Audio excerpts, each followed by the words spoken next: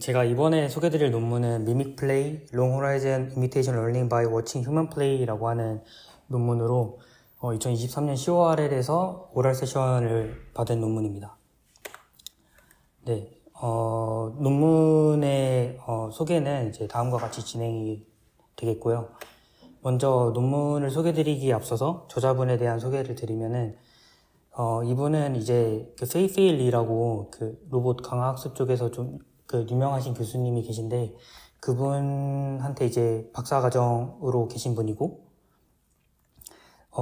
그리고 최근 연구들을 살펴봤을 때 덱스터러스 매니플레이션이나 롱호라이즌 매니플레이션 같이 그런 매니플레이션 쪽으로 연구를 다양하게 진행을 하고 계신 분입니다. 네, 그래서 일단 이 논문과 다른 어떤 매니플레이션을 연구하시는 분들이 가장 최종적으로 연구를 하고 계신 것은 일단 제너럴 퍼포스의 매니플레이션 태스크를 로봇한테 어떻게 학습시킬까에 대한 거를 이제 해결을 하고 계시거든요.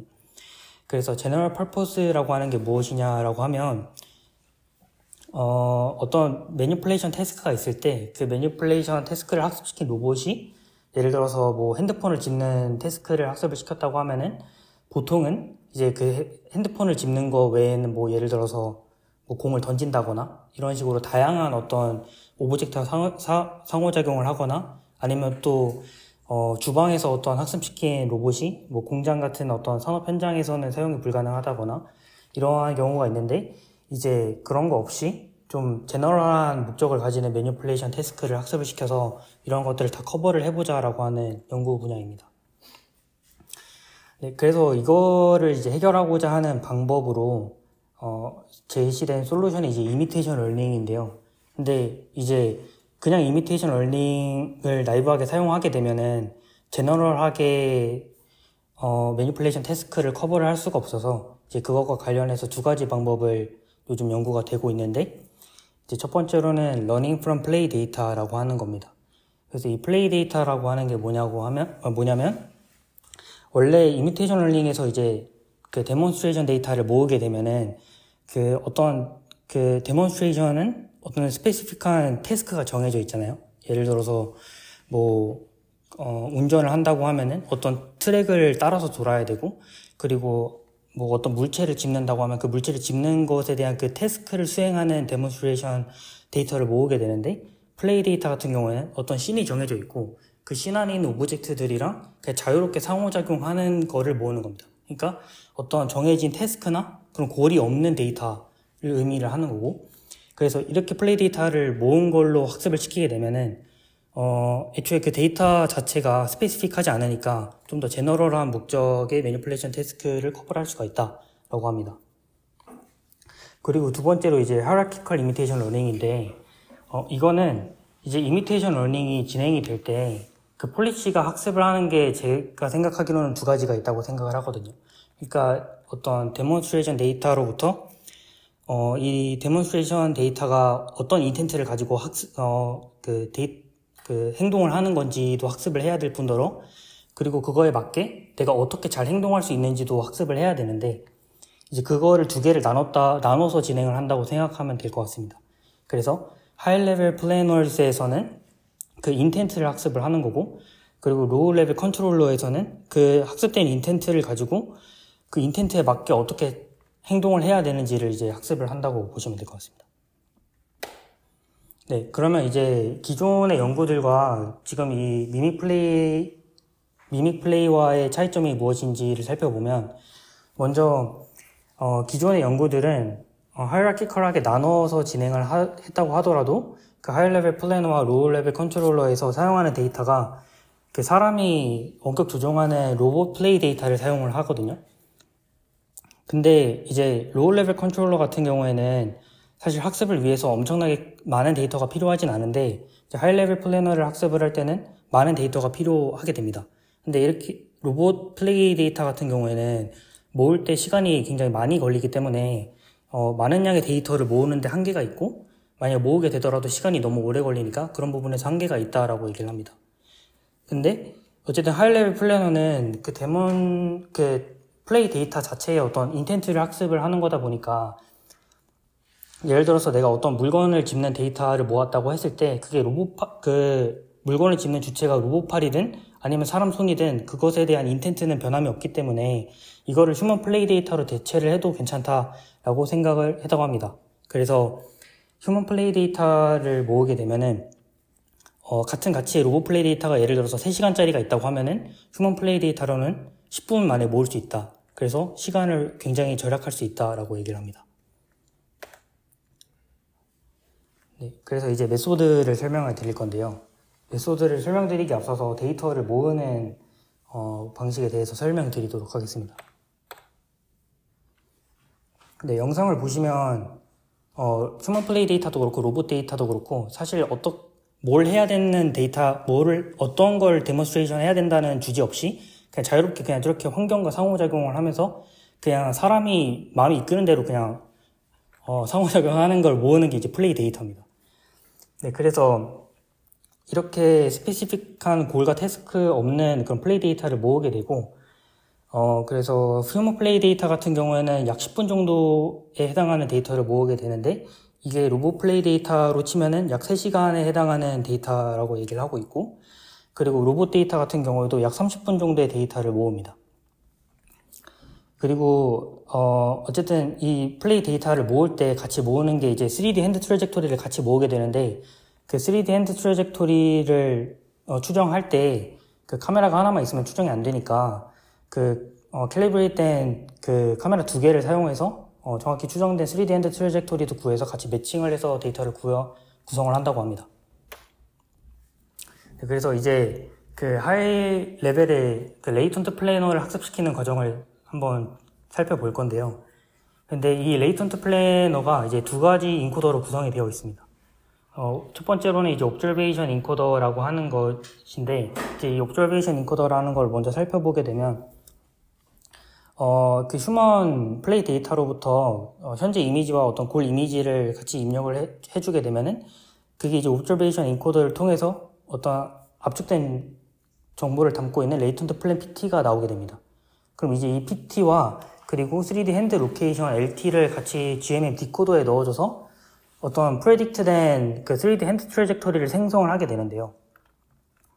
근데 여기서 이제 GMM 디코더를 사용을 하는 이유가 그 휴먼 핸드 플레이 데이터 같은 경우에는 이제 사람의 모션이 어떤 디스트리뷰션으로 나타낸다고 했을 때 그게 봉우리가 여러 개가 그러니까 단순한 어떤 디스트리뷰션을 나타내지는 게 아니잖아요. 그래서 되게 리치한 멀티모달리티를 띠기 때문에 그런 리치 멀티모달 디스트리뷰션을 커버를 하기 위해서는 가우시안 믹스처 모델을 사용을 했다고 합니다.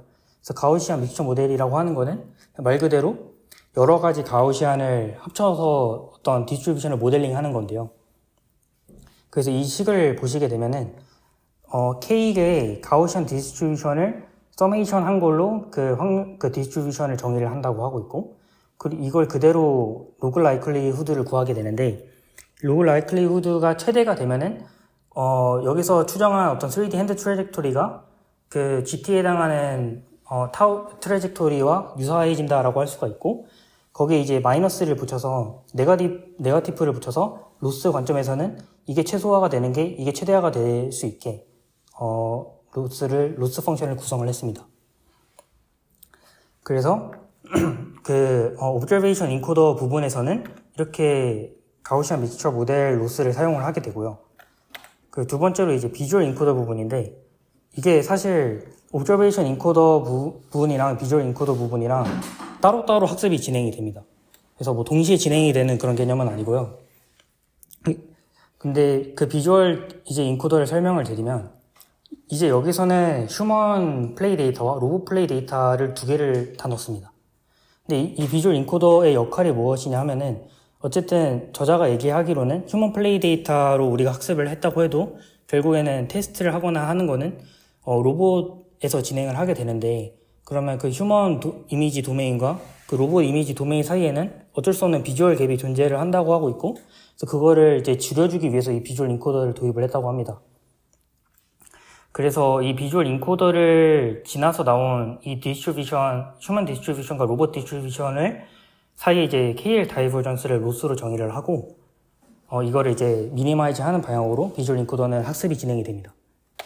그래서 레이턴트 플래너 같은 경우에는 아까 말씀드렸던 그 가우시안 믹스처 모델 로스랑 그리고 KL 다이버전스 로스를 둘 다 미니마이즈 하는 방향으로 학습이 되고, 그렇게 학습을 시키게 되면은 이 레이턴트 플래너는 그 휴먼 플레이 데이터의 어떤 인텐트를 잘 학습을 할 수가 있게 되고, 그것과 더불어서 그 휴먼과 로봇 이미지 사이의 그 비주얼 갭도 줄일 수 있다라고 얘기를 합니다. 그리고 이제 그 로우 레벨 컨트롤러를 학습하는 것을 볼 텐데요. 로우 레벨 컨트롤러 같은 경우에는 로봇 데이터를 사용을 합니다. 그래서 로봇 플레이 데이터를 인풋으로 넣어서 레이턴트 플래너를 지나서 레이턴트 플랜 PT를 뽑게 되는데, 여기서 이 레이턴트 플래너가 아까 앞서 하이 레벨 레이턴트 플래너 학습시켰을 때 그 학습시킨 그 프리트레인된 레이턴트 플래너를 그대로 사용하고, 이 학습 과정에서는 이 레이턴트 플래너는 더 이상 학습을 하지 않습니다. 프리즈 시켜놓고 진행을 하는 거고, 그래서 이 PT를 가지고 로봇 폴리시를 지나서 이제 액션이 AT가 나오는데, 이제 이게 바로 액션이 나오면 좋지만, 근데 저자가 얘기하기로는 이 레이턴트 플랜만 가지고 어떤 액션을 뽑아내게 되면은 그 로봇이 그 파인한 어떤 매니플레이션을 할 수가 없다라고 해서 그 로봇 그 손목에 다른 카메라를 하나를 더 달아서 그 이미지와 함께 그 로봇의 각각의 조인트 포지션을 같이 넣어주게 되면은 더 정확한 파인 매니플레이션을 할 수가 있다라고 얘기를 합니다. 그리고 이거 넣어줄 때는 이제 이 로봇 폴리시가 논문에서는 그 트랜스포머 베이스드로 구현이 되어 있다고 하는데, 그래서 이 레이턴트 플랜과 이 WT-ET를 하나의 토큰으로 구성을 해서 넣어주게 된다고 합니다. 그래서 그 전체 트레이닝 과정을 살펴보면은 트레이닝 스테이지 1에서는 그냥 이 레이턴트 플래너를 잘 학습시키는 것에 집중이 되어 있고, 트레이닝 스테이지 2에서는 이 레이턴트 플래너를 학습시킨 거를 가지고 로봇 폴리시를 학습을 시키는 겁니다. 네. 그래서 이렇게 학습이 진행이 되고요. 이제 실험을 살펴보겠습니다. 먼저 실험에 들어가기 앞서서 여러 가지 태스크들이 있는데, 그 태스크들의 정의를 한번 살펴보고 가겠습니다. 먼저 그 주방에 해당하는 그 환경을 구성해 놓고 여기에 이제 3가지 태스크를 구성을 했었는데요. 근데 이 각각의 3가지 태스크는 이제 3개 이상의 서브골을 각각 가지고 있게 되고, 이 서브골이라고 하는 게 어떤 거냐면, 예를 들어서 내가 오븐 안에 있는 트레이를 꺼내야 된다고 하면은 오븐에 있는 손잡이에 도달해야 되는 거 서브골 하나, 그걸 여는 거 서브골 하나, 그리고 트레이를 꺼내는 거 서브골 하나, 이렇게 해서 총 3개의 서브골이 있다라고 그렇게 예시를 들 수 있을 것 같습니다. 그리고 스터디 데스크에 그 ENV도 구성을 해놨는데요. 그 스터디 데스크 ENV에서는 총 4개의 태스크를 정의를 하고, 그리고 이 4개의 태스크도 각각 총 3개 이상의 서브골을 정의를 했습니다. 그리고 이제 추가적으로 언신 태스크라고 하는 거를 이제 정의를 하게 되는데, 이 언신 태스크는 이지, 미디엄, 하드 이렇게 어떻게 보면 난이도와 비례하는 태스크를 정의를 하게 되는데, 이 난이도는 어떻게 설정이 되는 거냐 하면, 앞서 정의했던 4개의 태스크에 이제 그 시퀀셜한 서브골들이 있을 건데, 그 서브골들을 그대로 가져와서 사용을 하면은 이제 이지 모드가 되는 거고, 그 서브골들의 순서를 바꿔서 사용을 하게 되면 각각 미디엄과 하드가 되는 겁니다. 그렇게 해서 그 미디엄과 하드 같은 경우에는 그 언씬한 그 서브골들의 조합을 사용을 하기 때문에 이게 언씬 태스크다라고 얘기를 합니다. 그리고 이제 추가적으로 이제 4개의 태스크가 있는데, 이 4개의 태스크는 각각 하나씩 태스크를 가지고 있고, 화이트보드 같은 경우에는 이렇게 어떤 이 화이트보드에 뭐 어떤 그림이 그려져 있다라고 하면은 이거를 지우는 태스크고, 이 플라워 같은 경우에는 이 통에다가 이 꽃을 꽂는 태스크, 그 샌드위치는 이 접시에 이 샌드위치를 하나씩 스택해서 샌드위치를 완성하는 태스크고, 플러스 같은 경우에는 이 수건을 접는 태스크입니다. 그래서 이제 실험을 보시게 되면 이제 여기 베이스라인들이 여러 개가 나오는데, 주목을 하셔야 주목을 해서 생각을 하시면 좋은 것이, 이제 이 비헤이비어 클로닝은 하이라키컬 이미테이션 러닝이 적용이 안 된 거고, 그리고 CBET까지도 하이라키컬 이미테이션 러닝이 적용이 되지 않았습니다. 그리고 그 LMP, RCDM, 그리고 여기서 제시하는 논문까지 해서 이거는 이제 하이라키컬 이미테이션 러닝 방식으로 진행을 한 것이고요. 그래서 일단 실험 결과를 말씀드리면, 먼저 휴먼 데이터를 하나도 사용하지 않았을 때보다 100% 사용을 했을 때 더 학습이 잘 된다고 얘기를 하고 있고, 그리고 이제 하이라키컬 폴리시가 왜 좋은지를 설명을 하기 위해서 첫 번째 이 부분은 이제 first 서브골인데, 이제 이거를 서브골을 더 나아가서 생각을 해서 봤을 때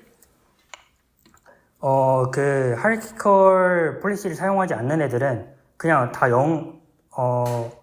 0을 찍거나 아니면 0에 가까운 수치를 보여주는데, 그래도 하이라키컬 폴리시를 사용하는 애들은 그렇게 더 작은 감소 수치를 보인다라고 얘기를 하는 겁니다. 그래서 이전에 나왔던 하이라키컬 폴리시를 사용하는 LMP나 RCDM과 기존의 그 비헤이비얼 클로닝 방식을 사용하는 것들을 살펴보면은 사실 수치가 그렇게 크게 차이가 없는데, 여기서는 크게 차이가 난다라고 얘기를 하고 있습니다. 그리고 두 번째로 이제 그 가우시안 믹스처 모델을 사용하는 게 왜 중요하냐를 이제 실험 결과로 보여주고 있는데요. 여기서 가우시안 믹스처 모델을 사용했을 때 더 좋은 성능을 보이고 있고, 그리고 KL 다이버전스 로스를 사용을 해서 비주얼 갭을 줄였을 때도 그게 필요한 이유가 이렇게 성능이 잘 나온다라고 얘기를 하고 있습니다. 그래서 이걸 비주얼라이즈 해봤을 때 그 휴먼 데이터와 로봇 데이터의 디스트리뷰션이 얼만큼 겹치는지를 보고 있는 건데, 여기서 KL 다이버전스를 없이 하게 되면은 디스트리뷰션 오버랩이 이제 35%에 불과한데, KL 다이버전스를 써서 58%까지 끌어올렸다라고 얘기를 하고 있습니다. 그리고 이제 그 휴먼 플레이 데이터를 사용을 하면 휴먼 플레이 데이터를 사용을 했을 때 어떤 효과가 있는지를 또 살펴봤는데, 이제 휴먼 플레이 데이터를 늘리면서 실험을 했을 때 더 좋은 결과가 나왔다라고 얘기를 하고 있습니다. 그리고 이제 세 번째 실험인데요. 세 번째 실험은 아까 말씀드렸던 그 4개의 플라워 화이트보드 샌드위치 클로스 태스크에 대해서 진행을 한 건데, 이제 이 실험 같은 경우에는 이 싱글이 붙은 거는 이제 이 학습을 이 플라워에 대해서 학습을 하고 플라워에 대해서 테스트를 하고, 화이트보드에 대해서 학습을 하고 또 화이트보드에서 테스트를 진행하는, 그러니까 하나의 그 태스크로 학습을 했을 때 하나의 태스크로 테스트를 하는 거를 이제 싱글이라고 하는 거고, 그 다음 싱글이 붙지 않은 거는 그냥 4개의 태스크에 대해서 다 학습을 시키고 각각에 대해서 테스트를 했을 때를 얘기를 하는 겁니다. 그래서 멀티태스크를 얼마나 잘 수행을 하느냐를 보는 실험이고요. 그래서 이 실험들을 봤을 때는 그 LMP와 RCDM 같은 경우에는 그 각각의 태스크에 대해서 그냥 학습을 하고 각각의 태스크에서 테스트를 진행했을 때보다 이제 멀티태스크로 그냥 한 모델이 여러 가지 태스크를 학습을 시켰을 때 성능이 하락이 두드러지는 반면에, 이제 그 논문에서 제시하고 있는 방법은 이제 성능 하락이 더 적다라고 얘기를 합니다. 그래서 멀티태스크 러닝에도 더 적절하다라고 얘기를 합니다. 그래서 결론으로는 그 휴먼 플레이 데이터를 사용을 함으로써